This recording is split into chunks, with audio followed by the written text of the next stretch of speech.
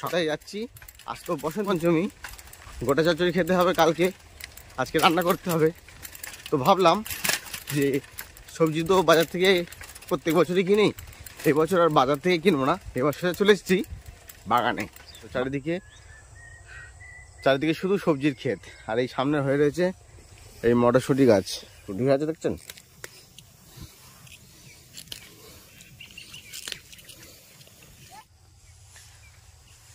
Copy তো এখানে বেশ বড় বড় সাইজের কপি হয়ে আছে, দেখছেন কত বড় বড় সাইজের কপি। আর গোটা চচ্চড়িতে যেহেতু এত বড় কপি দরকার লাগে না, ছোট কপি হলেই যথেষ্ট, তার জন্য একটা ছোট্ট কপি দেবো। এই দেখছেন সব।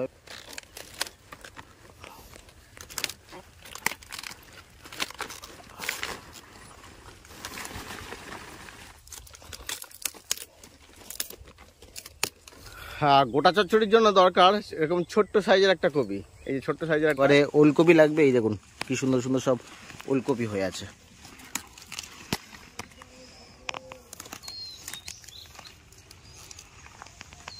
তাই ছোট ছোট তুললাম। আর গোটা চচ্চড়ির জন্য আর একটা মেন ইনগ্রিডিয়েন্টস হলো এই ডাঁটিওয়ালা পালং শাক। এই ডাঁটিওয়ালা পালং শাক। আর দরকার বাঁধাকপি। একদম ছোট্ট সাইজে যদি বাঁধাকপি হয় তো কোনো কথাই নেই,